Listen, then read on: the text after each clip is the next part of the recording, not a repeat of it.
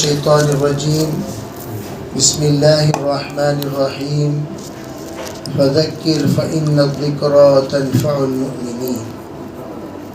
وقال عليه الصلاة والسلام القرآن شافع ومشفع اللهم أيدنا بتأييدك اللهم أيدنا بتأييدك اللهم أيدنا بتأييدك یا رب العالمین. محترم معزز حضرات علماء کرام، بزرگان دین، محترم عزیز خواتین، اللہ تعالیٰ نے ہمیں تعلیم و تعلم کے لیے قبول فرمایا. مقصد تعلیم و تعلم کیا ہے؟ ہم پڑھتے کیوں ہیں، پڑھاتے کیوں ہیں؟ سب سے پہلی بات، ہمارا جو علم ہے یہ علم کسبی ہے، برائے کسب نہیں ہے. یہ علم کسبی ہے، یعنی محنت کے ذریعے سے ہم اس کو حاصل کرتے ہیں، لیکن کمانا مقصود نہیں ہے. سب سے پہلی بات یہ ہمارے ذہن میں ہونی چاہیے، ہم لوگوں کا پڑھنا پڑھانا یہ کسب کے لیے نہیں ہے. عام طور پر ذہن میں یہ بات ہوگی کہ مدرسہ یہ کمرشیل ہے. میں تو ہمیشہ یوں کہا کرتا ہوں، ارے بھئی تمام جتنی مجلسیں ہوتی ہیں، اینول پروگرامز، اس میں بچوں سے باقاعدہ لیتے ہیں، پھر بچوں کو دیتے ہیں. انعام دیتے ہیں تو بچوں سے ہی تو لے کر دیتے ہیں. 1500 روپے اینول پروگرام کی فیس لیتے ہیں، پھر اسی میں سے 500 کا انعام دے دیتے ہیں اور 1000 روپے ڈونیشن رکھ لیتے ہیں. یہ اصول بنتا ہے. لیکن مدرسے صرف دیتے ہیں، لیتے کچھ نہیں. مدارس میں، مکاتب میں صرف دینا ہی دینا ہوتا ہے. مدرسوں کے لیے جو نظام ہمارے اکابر نے شروع کیا وہ فری کاسٹ میں پڑھانے کا، اور پھر بھی کچھ احساس دلانے کے لیے کچھ فیس طے کرتے ہیں. ماہانہ ہم 100 روپے 200 روپے فیس دیں، لیکن وہ بھی لازمی نہیں، اختیاری ہے. مجھے عرض کرنا ہے، ماشاءاللہ ہم لوگ روز اول سے جو تعلیم شروع کیے، اس کے بعد سے لے کر اب تک جہاں تک ہماری پڑھائی پہنچی ہے، اب آگے ہم لوگوں کو دیکھنا یہ ہے اس پڑھائی کو ہم عملی شکل میں اپنی زندگی میں کیسے لائیں. مثال کے طور پر تختیاں جو پڑھ رہی ہیں وہ تو تختیاں پڑھیں گی، گھر میں جانے کے بعد ان تختیوں کا مشق جاری رکھیں. اور ان کی مشق 2 طرح کی ہوتی ہیں، ایک تو اکیلے بیٹھ کر پڑھنا، ایک ہے اپنی بہن کے ساتھ، امی کے ساتھ، خالہ کے ساتھ، پھوپھو کے ساتھ، دادی کے ساتھ بیٹھ کر پڑھنا. وہ پڑھنا کیسے ہوگا؟ پڑھانے کے ساتھ ہوگا. ہماری جو مائیں اب تک قرآن پاک اٹھائی نہیں، وہ اپنی بچیوں سے قرآن پاک سبق سننے کے انداز میں پڑھنا شروع کریں. جیسے ماشاءاللہ گلبرگہ میں مکتب میں پڑھنے والی بچیاں 80، تو ان 80 بچیوں نے 80 مکاتب چلائیں. وہ کیسے چلائیں؟ وہ اسی طرح کہ گھر جانے کے بعد اپنا پڑھا ہوا سبق، اپنا آموختہ وہ اپنی بہن کو پڑھاتی تھی، اپنی ماں کو پڑھاتی تھی. ماشاءاللہ یہاں پر 80 بچیوں کا قرآن بھی ختم ہو رہا ہے. وہاں 80 گھرانے میں کسی میں 3 خواتین، کسی میں 4 خواتین، کسی میں 10 خواتین، اس طرح 800 خواتین کا ایک مجمع جمع ہو گیا اس جگہ پر جہاں 80 بچیاں تعلیم حاصل کر رہی ہیں. تو ہمارا علم متعدی ہونا چاہیے. صرف ہم اپنے پاس لے کر رکھ لیے. جیسے خوشبو ہم لگاتے ہیں صرف اپنے لیے نہیں، سب کے لیے. اسی لیے کہا جاتا ہے کہ سب کا خیال رکھ کر خوشبو لگایا کریں. بعض مرتبہ نماز میں ایسی خوشبو بھی لگا کر آ جاتے ہیں کہ نماز میں امام صاحب کو اعلان کرنا پڑتا ہے الصلاۃ الجنازہ.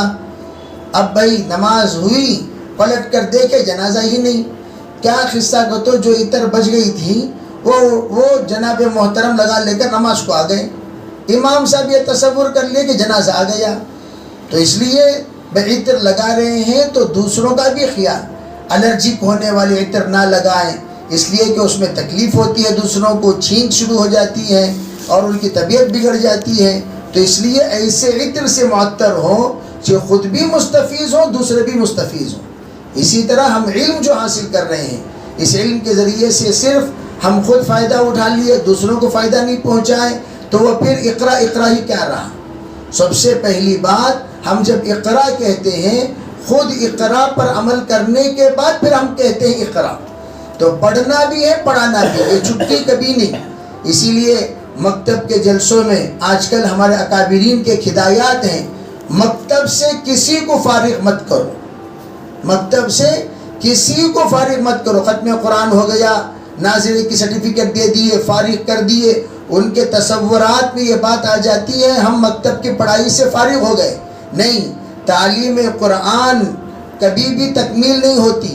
آپ کو یہ بات معلوم ہونی چاہیے، اب اس وقت انہوں نے نورانی قاعدے کے بعد تجوید کے ساتھ قرآن پڑھنا سیکھا ہے، تو اس کو کیا کہتے ہیں؟ اس کو انہوں نے تلفظ قرآن سیکھا، تلفظ قرآن۔ اب یہ تلفظ قرآن ایک شعبہ ہے، یعنی قرآن پاک کا تلفظ سیکھ لینا، قرآن پاک کو صحیح ڈھنگ سے پڑھنا سیکھ لینا، غنہ اخفا کے ساتھ، مد کے ساتھ، اور کہاں کھینچنا کہاں نہیں کھینچنا، کہاں رکنا کہاں نہیں رکنا، یہ قرآن پاک پڑھنے کا طریقہ۔ اقرأ القرآن بلحون العرب۔ اب نیکسٹ کیا کرنا؟ قرآن اچھا پڑھنا سیکھنا۔ دیکھیں، قرآن پڑھنا سیکھنا، دیکھیں قرآن اچھا پڑھنا سیکھنا۔ زینوا اصواتکم۔ اب کرنا کیا چاہیے؟ اپنے آواز میں لچک پیدا کرو، بہتری پیدا کرو، افضلیت پیدا کرو، اور اچھے انداز میں قرآن پڑھنے والے بنو۔ یہ دوسرا نہج ہے۔ جب قرآن پڑھنا شروع کر دیے اچھے آواز میں، اب سلاست کے ساتھ پڑھنے والا بننا، تو اس کے لیے کیا کرنا؟ دور ناظرہ، ناظرہ ختم ہونے کے بعد کم از کم 25 مرتبہ دور کریں ناظرے کا۔ ادنا درجہ 10، اعلیٰ درجہ 25 مرتبہ جب دور کر لیں گے، ماشاءاللہ ایک ایک دن کو ایک ایک پارا پڑھانے والے بن جائیں گے، پڑھنے والے بن جائیں گے، تو پھر حفظ قرآن شروع کرو۔ نیکسٹ جو سبق ہوگا ہمارا درجہ اسٹیپ بائی اسٹیپ، ایک پارٹ ختم ہوا تو سیکنڈ پارٹ کو آئیے، سیکنڈ پارٹ ختم ہوا تھرڈ پارٹ کو جائیے۔ اب ہم حفظ قرآن شروع کریں، حفظ قرآن کے بعد اب فہم قرآن، اب قرآن سمجھنا شروع کرو۔ ویکلی ونس ہم تفسیری مجلس ایسی شروع کریں جس میں ہمارے خواتین جڑیں، قرآن پاک سمجھیں، قرآن پاک سمجھیں۔ پھر تفہیم قرآن کے بعد تفہم قرآن شروع ہوگا، تو یہ سلسلہ جاری رہے گا۔ اس لیے میں عرض کر رہا ہوں، کتنی ایسی بچیاں جو مکتب سے فارغ ہو گئیں، ان کا کنیکشن جب مکتب سے کٹ گیا وہ دوسروں کے حوالے ہو گئی۔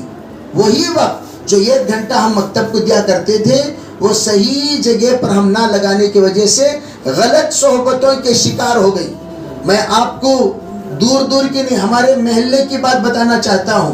رمضان المبارک میں عرفات مسجد میں جس وقت کیمپ چل رہا تھا، نشہ توبہ تائبین کا کیمپ، بھئی اسے آ کر ہم جماعت تائبین کہتے تھے، تو 17 ایسے بچوں کو نشے میں مبتلا لایا گیا جو بہترین قرآن پڑھنے والے تھے ایک زمانے کے، کئی سورتوں کے حافظ تھے، 15 سورتوں کے حافظ، مکتب میں رہتے ہوئے۔ ہمارے محلے کی بات بتا رہا ہوں، زیادہ دور نہیں، ہمارے دائیں بائیں مساجد میں پڑے ہوئے بچے، 17 بچوں کو نشے کی حالت میں عرفات مسجد میں لائے، نہلائے، توبہ کرائے، استغفار کرائے۔